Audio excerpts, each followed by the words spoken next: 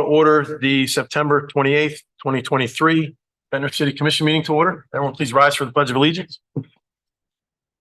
Pledge allegiance to the flag of the United States of America, to the republic which stands one nation under God, indivisible, with liberty and justice for all. Thank you. Roll call, please, Lisa. Commissioner Kriebel? Here. Commissioner Mento? Here. Mayor Langgraf? Here. Pursuant to the Open Public Meetings Act, adequate notice of this meeting has been provided in accordance with the law. We have a couple of presentations tonight. We're going to take the easy one first so we can give Mr. Reynolds free reign for as long as he wants to talk. Not as long as you didn't brigantine. I promise it won't get. We're getting better at every one. No, that was great. It was fantastic. So the first thing we're going to do is we're actually going to recognize two of our residents, or former residents, I should say. I see Penny's on. I hope Andy's with her. We have one of the most successful. Hey guys, hopefully it's not raining in Florida. Oh, look at that. So we have one of the most successful farmers markets in the county, in the region, I would say. Yeah, I would you know, definitely say that. And it's because of these two people. They met Beth, Tim, and I on our campaign. That's right. In their living room.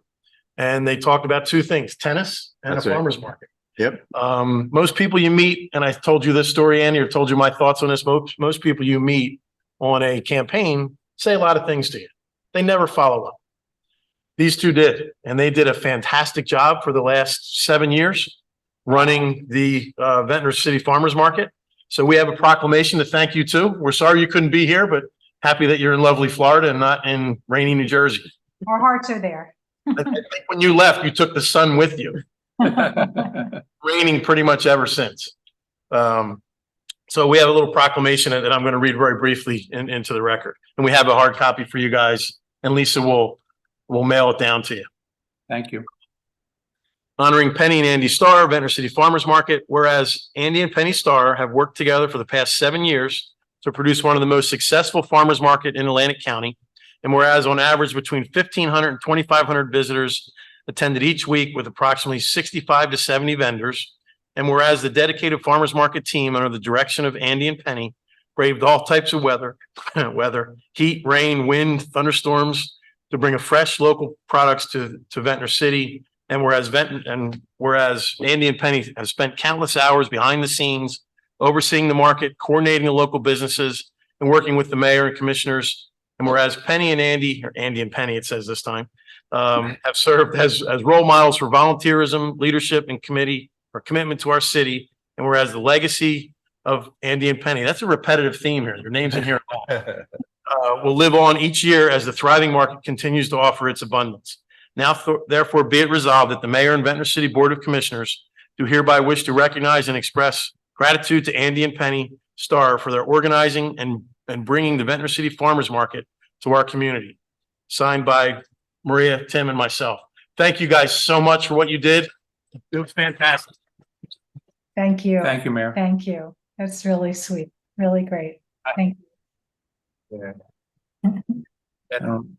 If I could just really briefly add before you say anything, you're also just become friends to the whole city and everybody that works there, and you took the care to hand it to people that you know will make the farmers market have such a positive energy that you imbued in it to continue. So I thank you for that and everything you've done.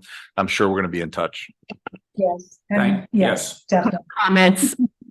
It's more than a fantastic farmer's market. This became the place to be on Friday morning. That's right. And the social hours on Friday morning. And I said this before to you, and I said it the day of the last day of the market. You guys really started this ball rolling in Ventnor with being the place to be, making Ventnor hip again. You started it.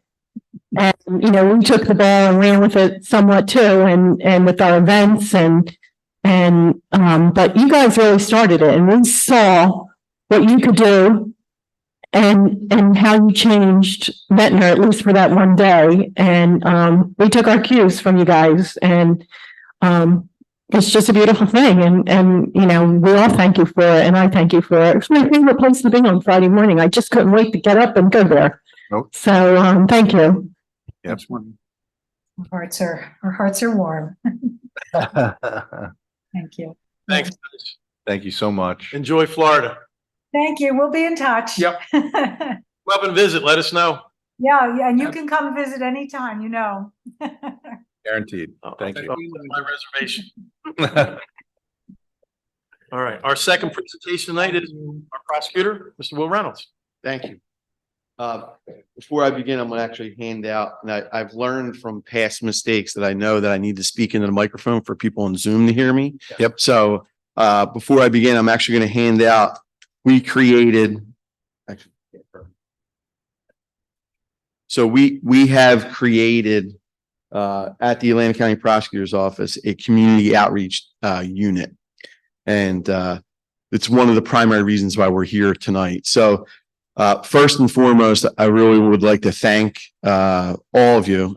I think I've worked with just about everybody here. And, in my past life as a municipal prosecutor and municipal solicitor, I gained a lot of experience because of all you and the opportunities that was given. So I'm really grateful for the simple fact that Brigantine and Ventnor were the two towns that gave me my start. And I look at Ventnor as an extension of Brigantine. There's a lot of good things that have happened from people that started in Brigantine and have been in Ventnor. And Mayor, we have a long history, and, from Mr. Nemad and I serving as solicitor together, and Mr. Chickarone was city manager in Brigantine when my mom was negotiating contracts with him. Right. So we have a long history. In fact, Tim, I remember, you probably remember, I told you the very first story, the first time we met. Yep. About how my parents were integral in creating those bargaining units in Brigantine. Yep. And, that molded who I am as a person to be of service. And that's really what we're doing in the community now, and why we created this community outreach unit. So with me this evening is Chief Pat Snyder. Pat was also a Brigantiner, also a Holy Spirit grad. Pat was a police officer in Brigantine. Pat's dad was similar to my father, both blue collar guys, both drove trucks. Pat's dad drove the Tasty Cake truck. My dad drove the dump truck, right?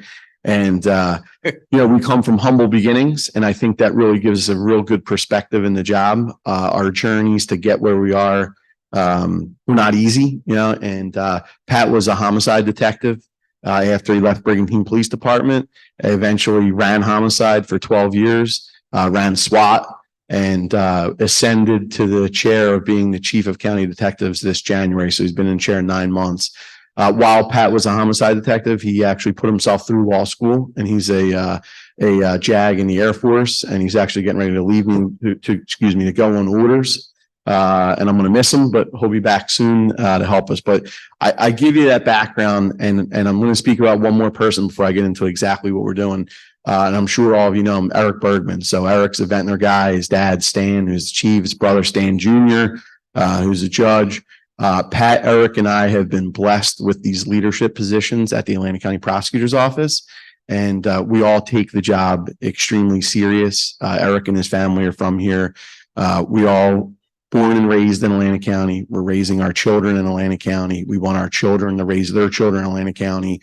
It really is a personal job to all of us. When things happen bad or there's heinous crimes, we really take it serious. Quite frankly, I take it personal. I get upset and I'm like, why is this happening? And what can we do to prevent this? So segueing into why we created this community outreach unit, one of the blind spots I saw, and it was the benefit, quite frankly, of coming from the outside, was that there was a lot of misperceptions about what does the prosecutor's office actually do? Who are they? And how do they serve the community? So I knew that a big piece for us, and Pat and Eric were in lockstep with me, is that we needed to educate the public, and we needed to engage the citizens and our visitors and our residents to make them understand that we are simply an extension of the local police departments. We're here to be of service. Chief Snyder coined a term that he let me use, and I give him credit every time I use it. We are the 911 for the 911, right? So when something goes really bad and there's a murder, or there's a fatal accident, or there's a very serious, sexual assault, that phone call comes to us. And we have different mechanisms of communication. And generally, myself, Chief Snyder, and Mr. Bergman are all involved in the decision-making and the communication, even if it's at 2, 3, 4 o'clock in the morning. one of the things that I thought needed to really happen is for us to pull back the curtain and be radically transparent with our community, because we're funded by the county, right? Every dollar that comes into our office for our budget is taxpayer funded. So how do you gain credibility and trust with the community? You open your doors, you open your windows, you pull back the curtain, you show people what you're actually doing. So that was one of our very first goals, was how do we build trust? Well, we engage. How do you engage? You show up at events, you explain what you're doing, you table at events, you hold seminars. So one of the things that we did, and with Chief Snyder's leadership, we created an online portal, and the pamphlets that we handed out have a QR code on them. And the QR code, if you scan it, will go directly to our community outreach unit, which I have Agent Cornett with us tonight. He runs that portal for us, and we track all of the events. And what we do is, and what we're asking you to do, and one of the reasons why we're coming to the elected officials and the governing bodies, is we would like you to share this information with everyone that you touch, your community groups, your citizens, your organizations, anyone that you deal with or do business with, because we feel our obligation is to educate the public, not only on what we do, but I use the term, an ounce of prevention, right, is worth a pound of cure. So one of the things that we have really taken serious is our obligation to educate the public. And I'll give you a few examples. Kids with social media, right, internet use, the elderly who are being targeted for fraud and scams and being catfished and taking their money. We've partnered with the FBI on the elder fraud seminars, and we've had incredible response to that. And I use this only as an example. There was a gentleman in Brigantine, retired, elderly, widowed, living by himself, got scammed $5 million, right? So it could happen to anyone, because people are sitting at home alone, right? Kids during the summer, at home alone, parents at work, on their cell phone. Our most vulnerable people are those children between like 12 and 16. And then the elderly who are, probably like over 70 or retired, sitting at home, because if someone is actually contacting them using some type of electronic means, they may not have the life experience, or may be gullible or sensitive to someone actually reaching out to them and feeding them information, right? And a lot of the scams aren't even coming from the United States. They're coming from, countries like West Africa, right? So it is something that we feel obligated to let the public know that they could potentially be targets of really serious crimes. Chief Snyder has spoken at length on, we created under his leadership a unit in our detective division for internet crimes against children. So pre-COVID, maybe a few of those cases would come in a month, like 4 or 5. Post-COVID, upwards of 50 cases a month.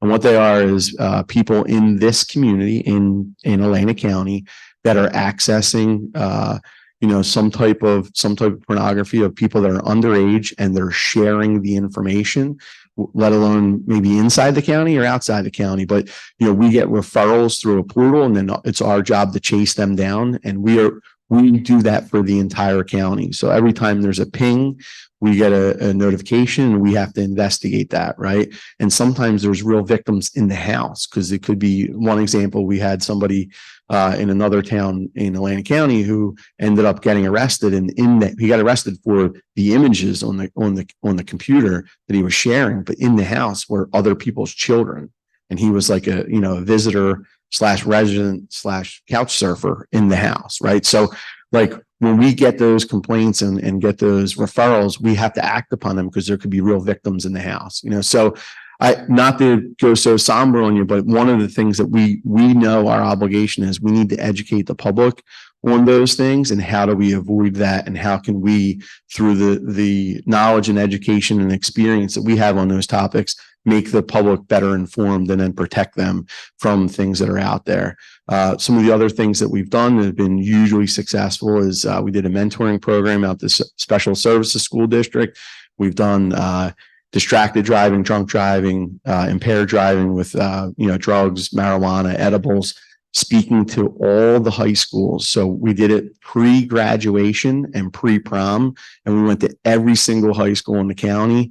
And we have a Sergeant, Jim Roselio, runs our fatal accident unit, and he's been on call for 15 years. So Sergeant Roselio and I went out to all the high schools and we made a presentation and talked about, hey, like, don't drink, don't eat an edible, don't get behind the wheel, don't text, right? And then we ran through a PowerPoint and gave all these examples and told stories of cases that I was personally involved in, whether it was me as a prosecutor or whether me as a friend or someone else's child. So we're trying to really connect the community to let them understand, like, hey, we're here to serve you. We're here to try to give information to prevent these atrocities from happening. And that's really how the community outreach unit was born, because we saw that there was a blind spot and a disconnect. And quite frankly, having the jobs that I had as a municipal prosecutor really gave me an incredible insight on what the community knew or didn't know. And one of the things that I learned is there was this really like misperception of what was going on out in Mays Landing. And I felt that I was personally obligated, once I was given the opportunity to take the job, to go and educate everyone in Atlantic County of how many great people worked in the prosecutor's office and the great work that they were doing. Because when I walked in, I would be frank with you, I was amazed. The place is really a special place to work. There's a lot of really good and caring people there. We have almost 80 detectives, almost 50 lawyers. We have a staff of about 180.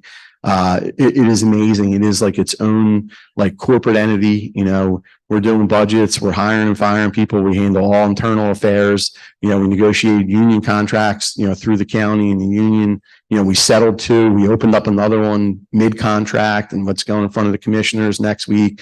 You know, we've created all of this goodwill in the community. And one of the things that Chief Snyder and I have discussed is, like, we need to go out to meetings like this and really put a face with the name and let the community know, like, we're here for you. We created this unit. The QR code's there. Anyone can request any presentation from us for any event. They can go in that portal, pick a date, request it, and we will bring people who have the most knowledge and most expertise in whatever area you need, and we will come and do that, right? Because we are here to serve the community, and we looked at it as an opportunity. And I'll give you a few examples of things that we've done since we've been in. They're just thinking outside the box, creating things that either didn't exist or needed to be better, and then giving them out to the community. So Atlantic City had a huge problem post-COVID with like low-level recidivists. People were committing crimes, and a lot of them were unsheltered. And I know it was spilling down the Ventnor because Chief Fussner and I dealt with it, right? We created the At-Risk Initiative, and the At-Risk Initiative identifies those people, offers them help, and if they don't accept help, they go to county jail, and then they get motivated to accept help, and then maybe they take the help at that point, and we work through it, right? And it's one of the things that we've done, and we've done really well with that particular initiative because we're explaining to the people that are causing a waste of city resources, police officers' times, dispatch times, ambulance times, all things that cost the taxpayers money, right? So all things, it just makes sense. We're trying to give people help, and we're trying to lighten the burden on the city. So that's been incredible. We also created a mental health diversion, which never existed before. I mean, one of the things that I put it in context is Florida could have a mental health court. California can have a mental health court. I mean, two polar opposites on the political spectrum. New Jersey's pretty progressive. How does New Jersey not have a mental health court, right? So we work together with our legislative team and the governor's office and the AOC and Judge Grant in Atlantic County, based upon Judge Blee and our office's efforts. Atlantic County is a pilot program for the mental health diversion. We actually rolled it out at the bench bar meeting yesterday. And I'm very proud to say that that took a lot of work to get that in the mix, but that is identifying people who do not need to be in jail, but actually need to be treated and have their medication managed. So another great thing that we were able to put together with the help of two detectives from our office, Chris Southard, who's a Margate guy, and Hannah Piat. They created the Veterans Response Team. So we have trained officers in both crisis intervention and veterans response. And if a vet is in crisis, regardless whether it involves crime or not, we have trained officers who are also veterans or active military go out and co-respond with the police to speak to that vet, like vet the vet. Again, didn't exist. And we put it together, and our detectives are building that from the ground up. Under the leadership of Chief Snyder and Mr. Bergman, we created the Violent Crime Initiative. I'm a huge fan of this. This is targets the most dangerous offenders in Atlantic County, and we investigate them, arrest them, charge them, and detain them to take them off the street.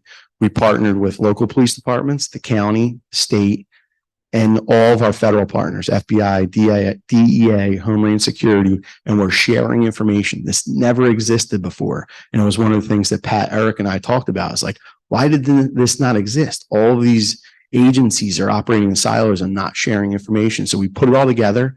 The leaders stepped out of the room, let the workers do the work. And we literally, I actually just got a text message today. We literally have taken 10, and it's just only been up 2 months since we got it up and running. We've literally taken 10 of the most violent people, the most dangerous people off the street in the first 2 months.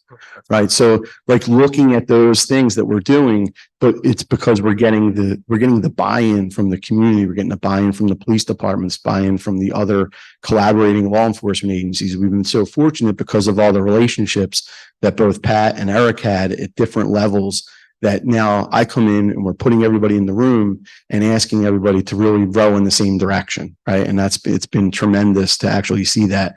So I'm going to give you a couple sobering stats that will probably affect you from a perspective of the county, like mentioning what's going on. When we started, county jail was fluctuating, between like 250 to 300, maybe max 400. We're at 800 in the county jail population. 700 are pending trial, which means they're detained under bail reform. So we are successfully detaining the most dangerous people. Our detention rate is 50%. The state average is 18%. And that's the work of the detectives with our IPs, and they build a book of intelligence on those people so we can present it to the judge who's doing the detention hearing. So the judge understands that this person should not be on the street.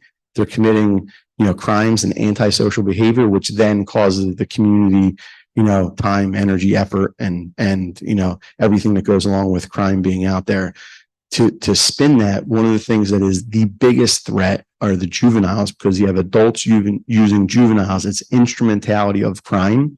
So Harbor Fields can house 20 juveniles.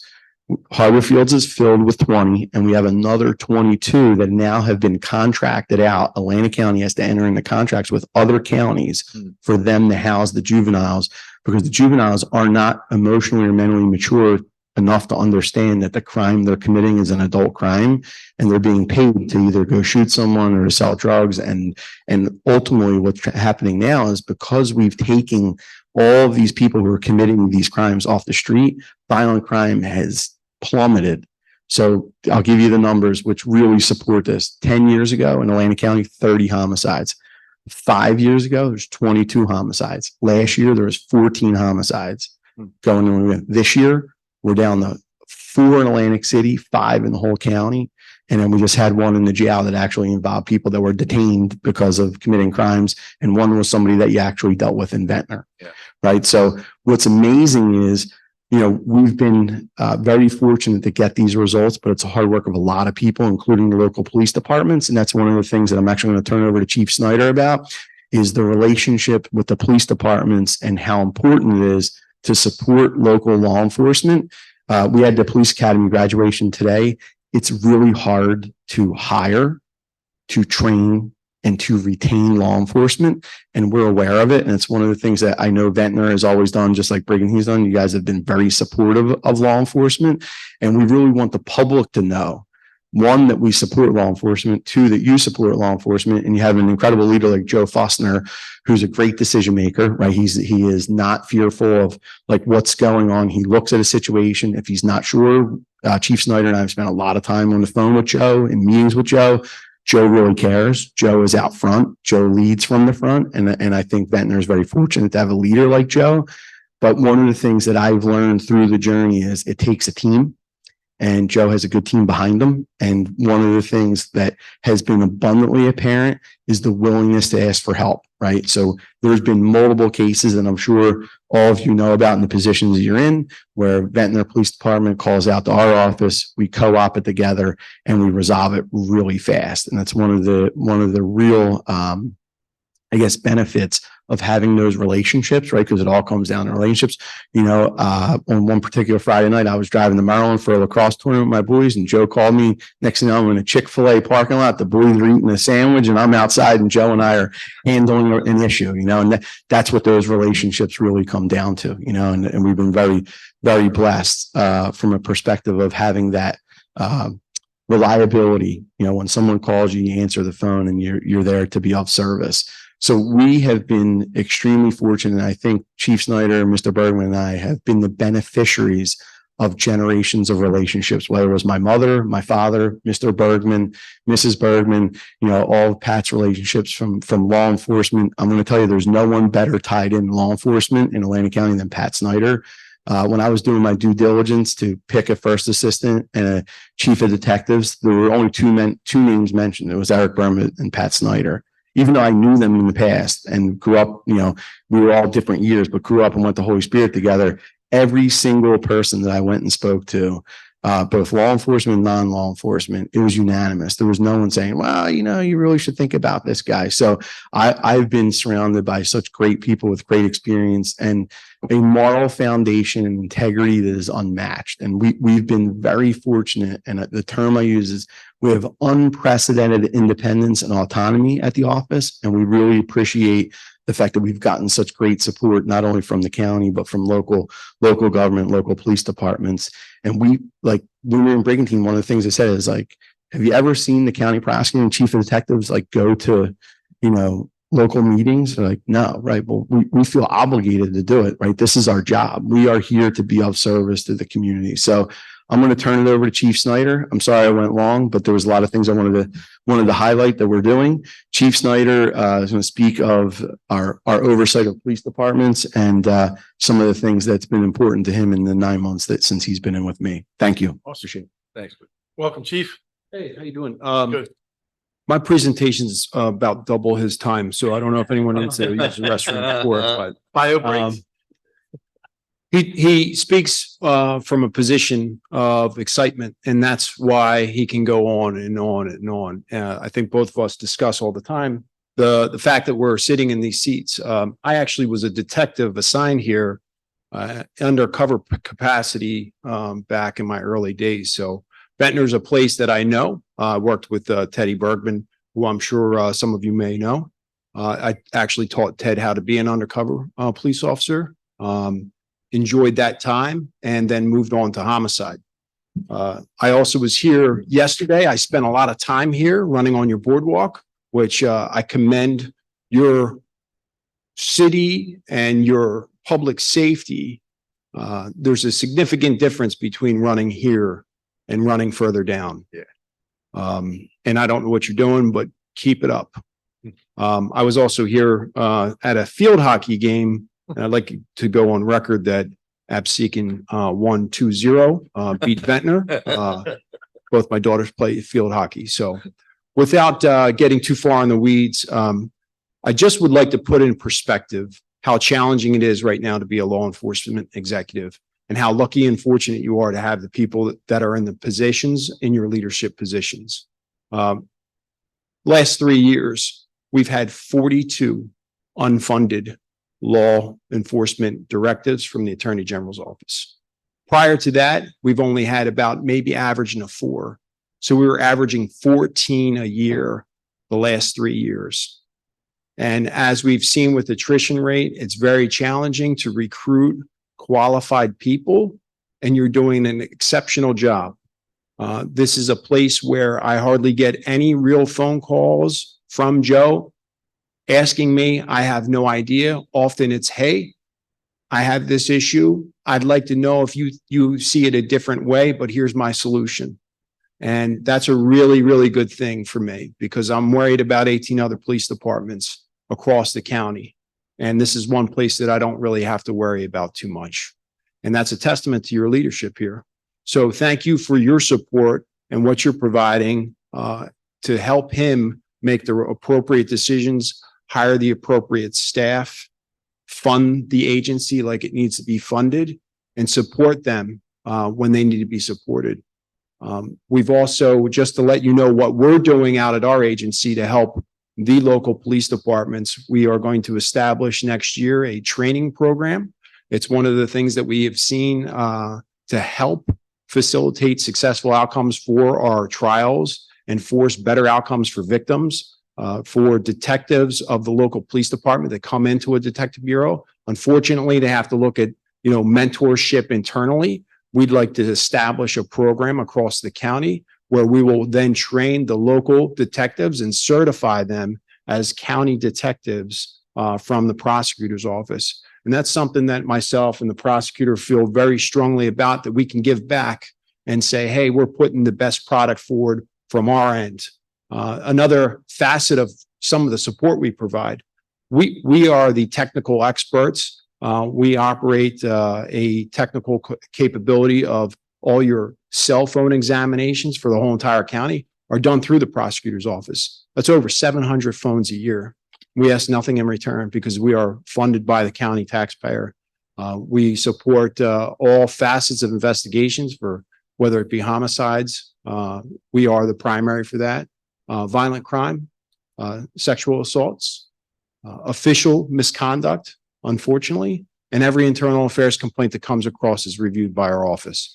So we just wanted to say thank you, put a name to a face, and let you know that we're here. We're responsive. If Joe needs anything at all, he calls me all the time. We just facilitated a successful, or should be a successful, outcome between the county jails and the local police department, and we're partners. We're here, so we're not going anywhere. Well, I might be away for 6 months, but I certainly will be leaning on our command staff, who I think we have some amazing people, just like you have some amazing people working here. So thank you for your time, and I'm going to cut it off there. Okay. Thank you, Chief. Thank you. So just to wrap up, Chief is very humble. His career has been amazing, and the experience that him and Mr. Bergman have been really irreplaceable for me to put me in a position to succeed. I think the people of Atlantic County really are fortunate. And I'm going to go real bottom line with you. You look around the country, you watch on TV, the law is not being enforced in a lot of places in this country. And there's crime, and there's poverty, and there's some bad stuff going on in major cities in this country. That's not happening in Atlantic County, right? And it's one of the things that we really take pride in, that we look at it from a perspective of, we are going to enforce the law. We're going to hold people accountable. And if people need help, we're going to give them every hand up, whether it's addiction or mental health, they're going to get every opportunity. But we are enforcing the law, and a lot of the things that are happening other places. And I'm going to wrap up with this last point because it really hits home for everybody. Chief Snyder, Mr. Bergman, and I went to Kensington and Allegheny in Philadelphia. And we spent an entire day there with the FBI, DEA, HIDTA Task Force, Philadelphia Police Department. We met with the 24th and 25th District, who cover that area, Needle Park. And we had about 15 people in the room. And I said, tell me, why does this exist? And what can I do to not have it happen in Atlantic City and Atlantic County? And the single response was, the DA is not allowing us to enforce the law. The DA is dismissing or non-processing drug distribution charges and drug possession charges. And we took that information, we brought it back to Atlantic County, we met with all the chiefs, and we're going around to all the city councils and city commissions and telling them, we are going to enforce the law. We're not remanding those drug cases. We're not dismissing those drug cases. We're going to charge them, and we're going to prosecute them appropriately. Our pre-indictment list has 3,200 cases on it. It used to be about 300. Okay. And the reason why is we're not flushing those cases down the toilet. And I'm going to tell you what my municipal court experience told me when I was here with Judge Moskin and Judge Rosenberger. I would sign dismissals all the time of people that died, and they died of overdoses, and they had all these cases against them that were drug possession, that were remanded to charges that we couldn't actually prosecute in municipal court. And that was happening all over the country. And Judge Nemad, who's now Mr. Nemad, Judge Nemad and I worked together in multiple courts, and we saw it all the time. And it was a remand policy And everybody was doing it because it clears their docket, it clears stats. And then you don't want to prosecute those real low level crimes because quite frankly, no one who's doing heroin is going to state prison for 5 years. But if you actually hold that carrot and the stick and you hold that over people to actually accept the help and get the help, then you have leverage, right? So we are very cognizant of how our decisions can affect quality of life issues for the community. And what I learned and what Chief Snyder and Mr. Bergman learned with me when we went up to Kensington, Allegheny, is that what's happening there and what's happening in Chicago, what's happening in New York is never, while we're in position that we're in now, is never going to happen in Atlantic County, ever. And that's one of the things that is a promise from our administration to all of you and your members of your community, is that we're going to continue to enforce the law and we're going to hold people accountable, and we're not going to let any of that stuff happen here. So with that, wrapping up, thank you so much for your time. Appreciate the consideration, and would love to hear any of your thoughts, because I know we have a long-standing relationship, and I know you'll tell me the truth, good, bad, and indifferent. Well, it's really hard for me not to call you Wheels right now. It's okay. But Mr. Reynolds, Prosecutor Reynolds, Bill, I'm going to go with Bill. You know, and I've told you this, really proud of you, man. Appreciate it. You came in here, you helped us with our courts, you helped us when we needed help here, you and Mark, and Mark's carrying that torch very well, and you're knocking it out of the park every day. Appreciate it. So you guys got a winner here. You know that already. He's got a good staff over there. Just really doing a good job. Appreciate it. We can see it. We can see it here. Yeah. I see it in Atlantic City every day. We don't see it as much down here. I see it because just what you guys were saying. You've got to put these people that need the help where they need to be. What did you call it? The At-risk initiative. at-risk initiative. Yep. Wrote that down. That kind of forces their hand, because if you don't do that, they're going to keep doing the same thing, and their crimes are going to get worse, or they're going to end up dead, like you were saying. The aspect of giving them, using that rod or carrot, whatever you want to call it, gets them off the street. And the aspect, I heard stories in the walk where there was a guy that was arrested 400 times for stealing from the same store. Yep. And they just keep giving them, go ahead. Sorry, we're not going to prosecute that. Just go ahead. It's not when you got involved. Yeah, so we actually had a lot of engagement with the walk, and we actually had corporate stores change their policy for Atlantic City only to actually get them to charge people. And we had several people that were in the hundreds. Yeah. So just to give you a perspective, COVID made all warrants not be enforced. So if there was older warrants not enforced, no new warrants. That was finally lifted right upon our administration taking over. Actually was lifted May 22nd of 22. We took over June 6th of 22. So with our encouragement, we got many municipal courts to then enforce those warrants. And then those people were picked up, and then we were able to build a book of intelligence and explain to the Superior Court judges that these people are like one person crime waves, right? And they were just committing crime after crime after crime. And they just thought they could get away with it because during COVID, there was no warrants. There was no accountability. You needed to show up to court. Yeah. I mean, you had stores closed at Columbia, left. Yeah. Columbia Sports left Atlantic City because of exactly what was happening. Yeah. So, we certainly see what you guys are doing and what you have done in the short time you've been there. Your staff out there is fantastic. I mean, I've known some of the staff out there for a while, just from being around the county. Always known them to be, well-trained, well-informed, and trying to do the right thing. Sometimes your hands were tied, certainly your hands were certainly tied. We certainly appreciate what you guys do with our PD. I know Tim's more involved in that than I am, but, Joe tells me, hey, I talked to the prosecutor about this. I'm going to do this. And that's a great relationship to have with him, as someone to lean on, and your department's been there for us every time. So we appreciate that. I wish more people were here to hear what you were saying. And honestly, the only people online is Nanette Galloway from downbeach.com. Sure. We don't get a lot of people to come to our meetings, Especially since COVID. And this time of year. this time of year and stuff. Thank you for the presentation. I certainly appreciate it. Good luck to you. My son deploys next Friday as well to his Navy deployment. So 6 months is going to be a long time away. So But good luck to you. Hope your family does well with it. You guys have any? I do. I was in all of you when we worked together. I'm in more all of you now. Thank you. I'm proud to have been in your network, and I'm grateful and I thank you for being a resource. My pleasure. And I think it really stems from those relationships and confidence and that people will answer your call and respond and do the right thing. And I think that's really the foundation of the success we're having, because myself and Chief Snyder and Eric Bergman all are calling upon our resources all the time to move the needle, and the mayor knows we've gotten involved with CRETA with, getting the lights turned on in Atlantic City. That's all relationships, that's all relationships from the front $2 office. too. Yeah. And $2 too. Yeah, $2. a few dollars. Yeah. And, but that's all relationships, and it's building upon blocks that have been built for the last, several decades. Right. And it really, I don't want to say, we're in the network, we are in the network, right? And we're accessible and we're here to be of service. So thank you. Thank you.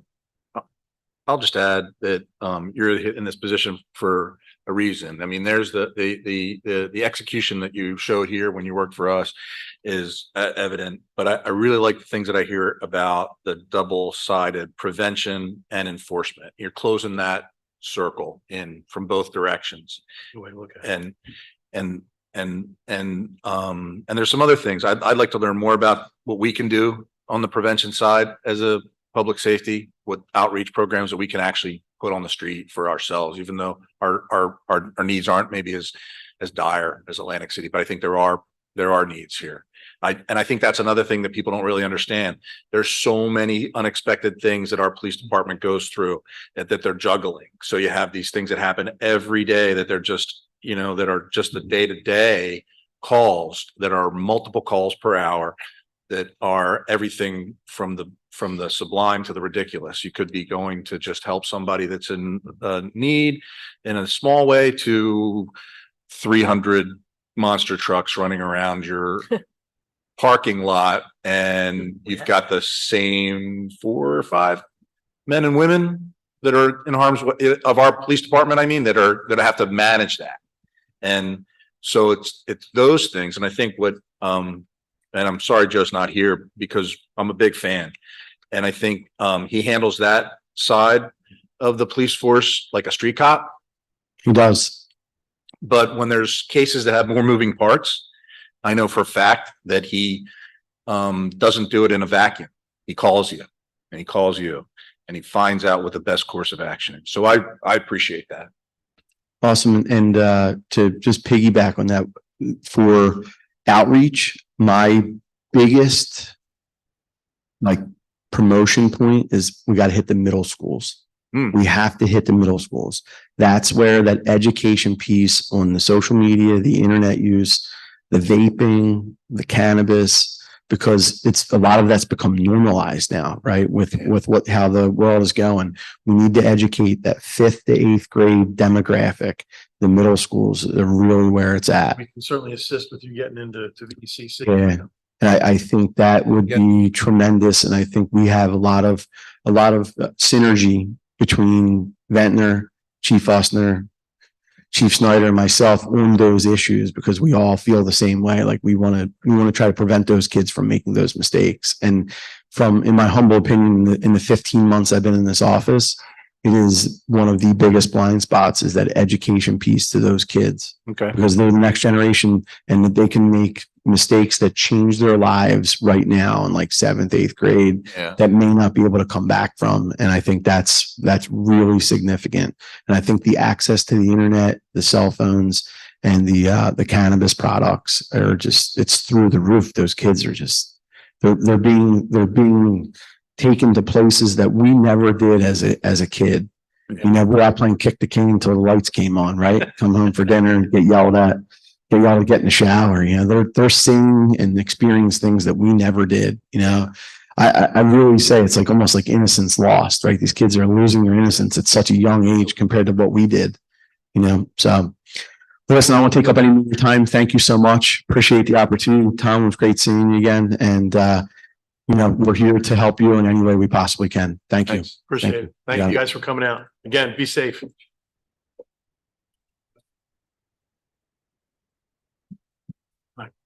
moving to the next couple, and again, this is our workshop, so we're kind of just discussing items, moving through our agenda. We don't have any department head reports tonight or capital discussion. Those will be coming up in October. Great. And November. We're scheduling them a little bit around my schedule. I apologize for that. I got a thing I got to do on the 12th. We're going to move some things around. The following items are scheduled for action. At tonight's, regular portion of our meeting, we'll adopt the minutes from our September 14th, 2023 regular meeting. We do not have any ordinance introductions. We do have the adoption of ordinance 2023-020, which is a bond ordinance providing for various traffic signal and safety improvements in the city of Ventnor. Essentially, this is the Ventnor Avenue traffic signal and pedestrian crossings on the, I'll say, the Atlantic City side of Dorset Avenue.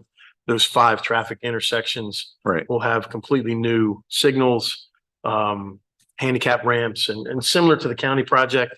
I said this the last time, but I think we're going to say a little bit better. We're Monday morning quarterbacks here. So we Yeah. looked at what they did and we're going to improve on it. It will also include the funding for Atlantic Avenue traffic signal system change and update. We won't be doing the extensive roadway improvements and change out of the signals, but the control systems Right. on those, all of those intersections, all of those traffic signals will be changed. Then that will also hopefully tie to the county system that will monitor those intersections and provide for a better free flow of traffic. If cars are all going down Atlantic Avenue and no one's on the side streets, lights won't change. Right. Keep people moving. Modern. So we'll have a public hearing and adoption on that. And we have resolutions 303 to 311 that we will adopt by consent.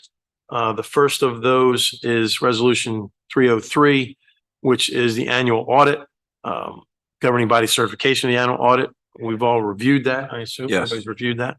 Maria had some really good insight on that, and we appreciate that. I went And over it it's with Tom. definitely her expertise there, and I appreciate the nudge, Mhm. if you will, in some of those explanations. So I Yep. certainly appreciate that. So that's on 303. 304 is submission of corrective action plan for that 2022 audit. There's always some minor things we can always do better. Mhm. And that's what these things are, is ways to do things better. So that's 304. 305 is supporting the county's knockout opioid abuse date of October 6th. That'll be resolution 305. If I'm going too fast, do that? please No. let me know. It's great. We We do that every year, yeah. 306 is authorizing enforcement of no parking within the city of Ventnor from October 1st to December 31st, which is our, trying to think. what that- Routine. This is routine. This is- Every quarter. Okay, Right. no, we update the no parking stuff. We have to do that every. Gotcha. Yep. Mhm. So this updates that each quarter. That's correct. Yeah. Okay, thank you. Mhm. Resolution 307 is the reappointment of Summer Renzi as a City of Ventnor CRS Coordinator, Community Rating System. She's the young lady that helps us keep our flood insurance rates down. Right. She manages that for us. She used to work here. She now is a part-time employee here, but she works in the city of Longport. Right. Excuse me. Does a great job for us. Her, Ed, and Dino Cavalieri work on that program, and she kind of handles the nuts and bolts of it. Does a great job for us. Resolution 308 is requesting approval of special items of revenue and appropriations. This is adding to our budget, correct, Amy? These are funding sources. I don't have the exact number, but they're in the actual resolution. I read them and I don't remember the exact amounts. 420. Yeah, it wasn't, yeah, Mhm. 420. Yeah. Gotcha. Resolution 309 is a change order number 2 for final and water and sewer improvement at Baltimore Avenue in Wyoming, Lafayette Avenue. I gotta go back to my notes to pull that one up for the amounts list. Lisa has those as well.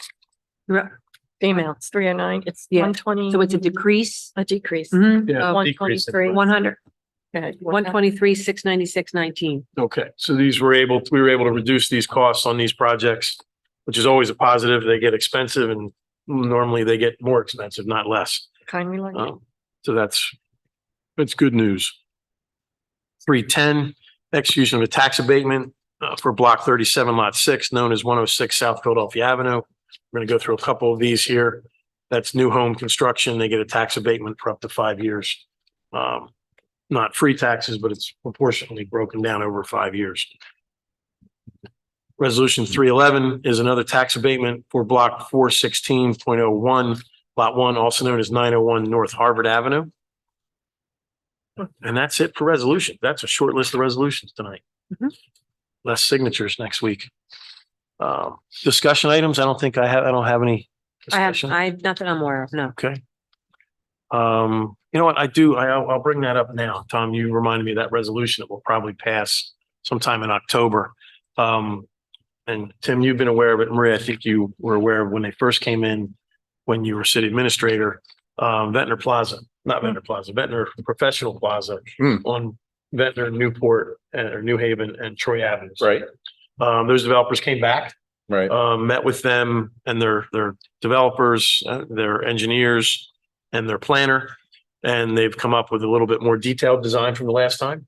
What we're looking to do there is a redevelopment plan. The first part of that would include a designation of area in need of redevelopment. Right. Is the first step in that. The resolution in October will kind of push that forward. Okay. It will ask our planning board and our planning consultant, Jim Rotella, to prepare a report that will show that area is in need of redevelopment. Mhm. It's certainly not being used to its highest and best use. Right, It's mostly vacant in there. There's some small businesses in there, but not a lot. right, So that would be a designation that will have to be deemed by us down the road. Right. Planning board and then us. Right. Subsequently to that, they will prepare a redevelopment plan in that area that will encourage development to occur in the manner that they have proposed, and they will come to us and show us all of that. Okay.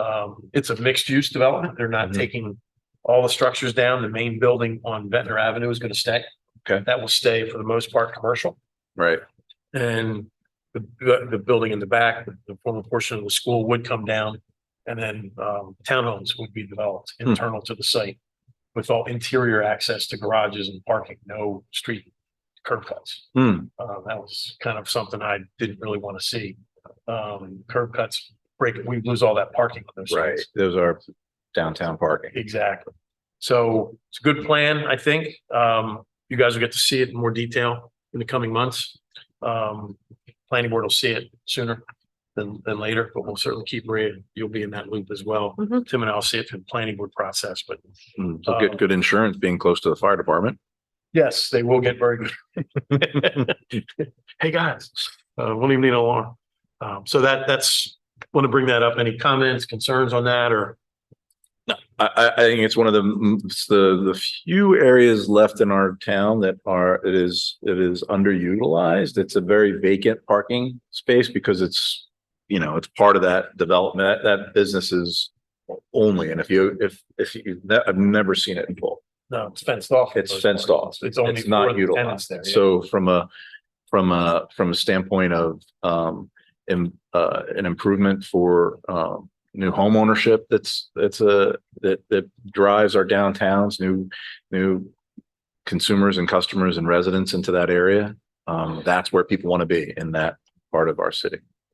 So I think it is, when you look at first and best use, that is what our mixed use development for our town is. I agree. Okay. Yep. We'll see Good what comes progress. out of it. Up next, we have our public portion on anything that we've discussed so far this evening. We have no one here except for Tom Hand in the back there. Anyone on Zoom wishes to comment, please state your name and raise your hand, state your name and make your comment. Jim, anybody out there? Just in that. Okay. I'm in it.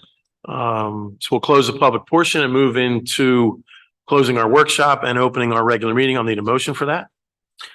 Motion as described. Second. All in favor? Aye. So we'll call to order our regular portion of the meeting. The first item is approval of minutes from September 14th, 2023. I'll need a motion, please. Motion to approve minutes. Second. Roll call. Commissioner Kribel? Abstain. Commissioner Mento? Yes. Mayor Langria? Yes. We have no ordinance introductions. We'll need a motion to open a public hearing on ordinance 2023-020. That is the $2.5 million bond ordinance. Motion to open public Issuance hearing bonds. on 223-020 as described. Second. Roll call, please. Commissioner Kribel? Yes. Commissioner Mento? Yes. Mayor Langgraf? Yes. Okay, this hearing is now open to the public on bond ordinance 2023-020. Jim, anybody out on Zoom? No. Okay. Anybody here in the commission chambers? Seeing none. We'll need a motion to close. Motion to close public hearing. Second. All in favor? Aye. Aye. Need a motion to adopt ordinance 2023-020. Motion to adopt ordinance 2023-020. Second. Roll call, please, Lisa. Commissioner Kribel? Yes. Commissioner Mento? Yes. Mayor Langgraf? Yes. So we need a motion to adopt resolutions 2023-303 to 311 by consent. Motion to adopt resolutions 2023-0303 through 311 by consent as described. Second.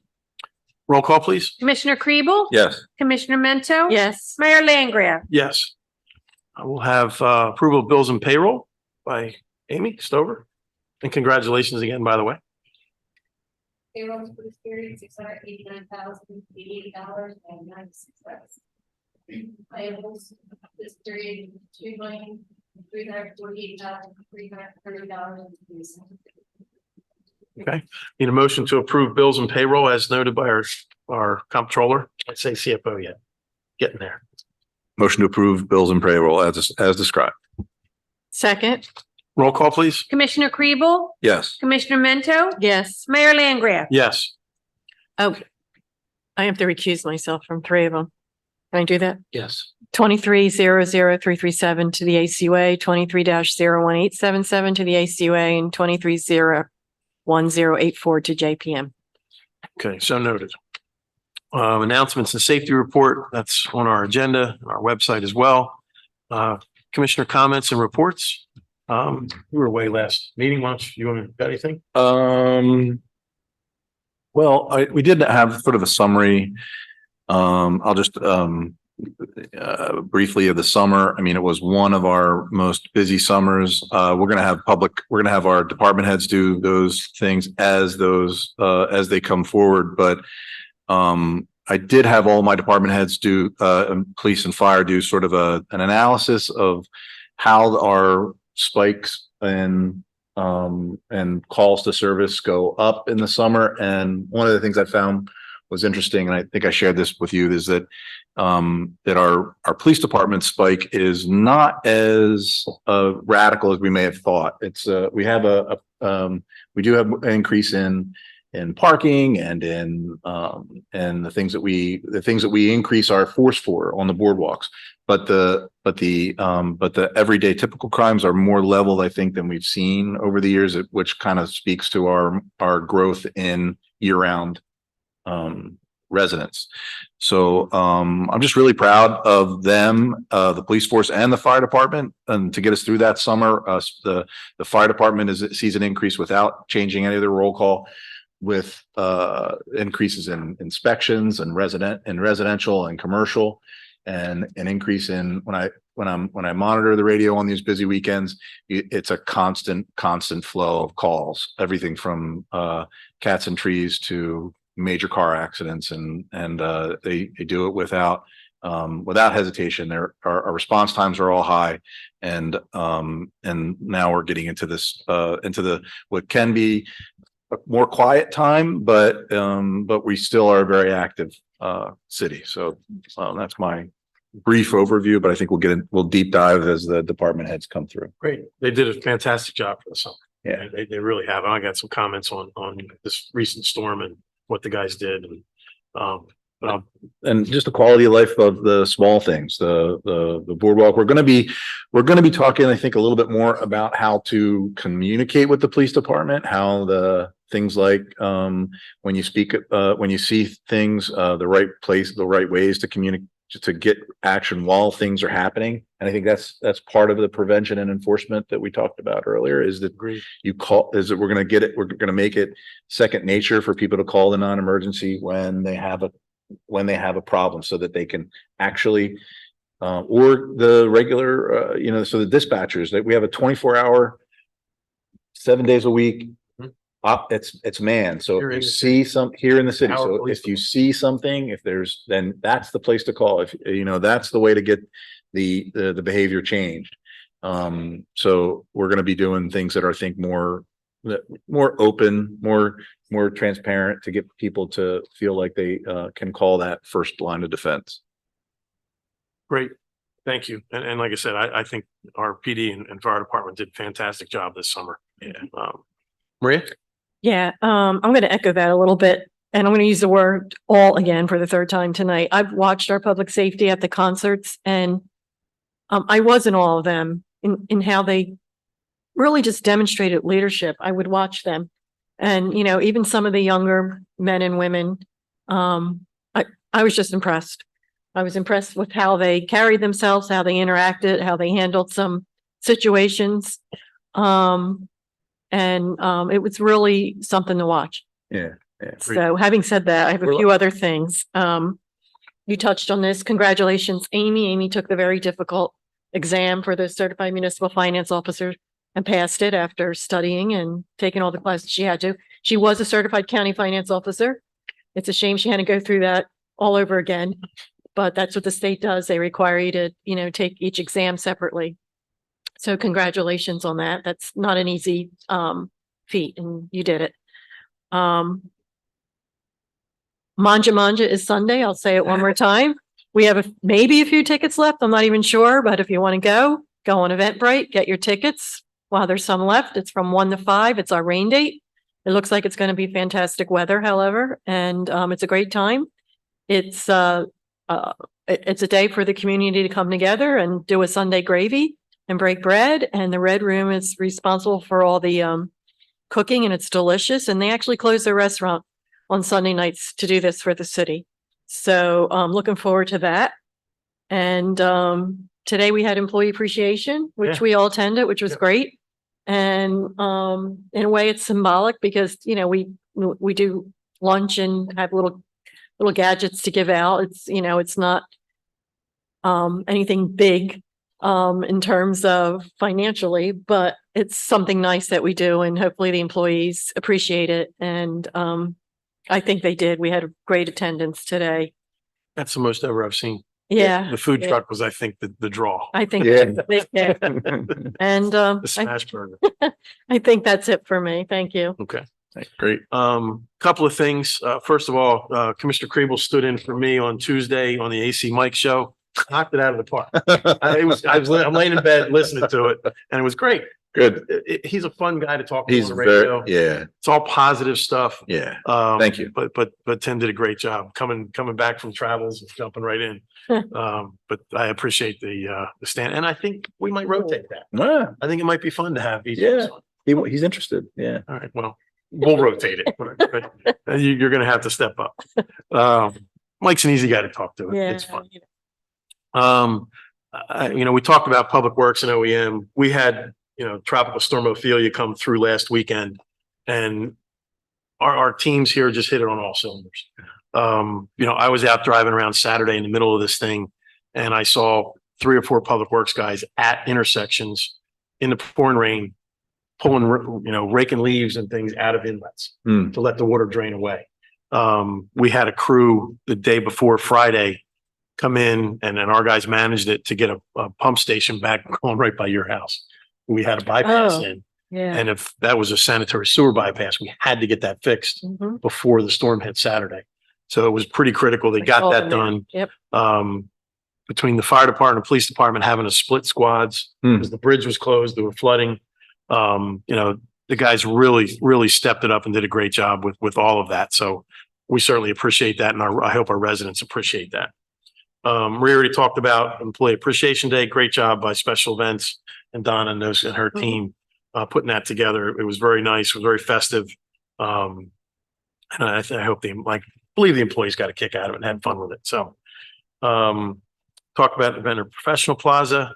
311 is the new way to report issues. Unless it's a police or an emergent sewer or water matter, you want to use our 311 on our website. You click on that, you can do it very similar to the old C-Click Fix. C-Click Fix will not respond anymore. That has been turned off. No one's going to respond to you if you continue to use that app. So you're going to have to go to the 311 app on our website. We are monitoring it. We get training on it next Friday, Thursday or Friday, I think. But I've been getting the emails. I forward them to the appropriate department head. So, as I see them, but those department heads are also copied on it, but I do it to make a point that now I know about it and they should act on it even more so. So, that's kind of all I have. Right? Yep, that's it. Got everything. So we'll open it up for one last, Tom, did you have anything? You were leaning forward? No? I can, but not necessary. Go ahead. I can just add to my long list of former employees who show up in other roles. I Right. hired Pat Schneider as a special police officer. Really? You're that old. I can't I am that old. believe it. You don't look that. Thanks. Wow. They do show up. They do show up. And Bill Reynolds' mother and I and his brother and I had more than one battle. Always friendly, always fun, but yeah, Yep. he gets his fighting spirit from his mom. And he's not even the biggest talker in the family. Rip is. Rip Reynolds came in to do a project for the Laguna. The Laguna, it's not that anymore, but he had an attorney, an engineer and a planner there to talk for about his site plan. Not one of them spoke a minute. He took over the whole thing and got it approved. So he did a good job. And you know, Tom and I had a pass too. This is Oh, Tom. don't do this again. That's not true. Meetings. She loves to tell this story that I'd she love to tell the story. visited me in my office in Brigantine More than once. and that I sat back and had my feet up on the desk. And his it's hands like this. I don't think so. Oh, It's just- oh, yeah. Oh, for sure. Sounds like a power move. Sounds like I a could power see it move. like it was yesterday. Exactly. Power move on me, Gotcha. Lisa. At least you had something. Yeah, I just want to put on the record that it was a great day today. And I'll speak on myself and I think of all the employees. It was a lot of fun and we all did appreciate it today. So thank you. Thank you. Thanks. Thank you. Good to hear. Good to thank Donna. I mean, she runs it by us, but I mean, she put that together. Yeah. Her and Gina, Diana. Who won the air fryer? Diana Logue. Nice. She was very excited to have won that. You won something. You got champagne or I something. did. I want a bucket. Yeah. With some adult beverages. It was very nice. All right. Nice. That's why Tom said. Diana Logue won the air fryer. Yeah. So I think that's all we have. That's all we got. Last public comment. Anybody out there? Jim? No, just a minute. Okay. All right, we'll close the public portion. No executive session. No, Right, all right. And look for a motion to adjourn. Motion to adjourn? Second. All in favor? Aye. Thank you all.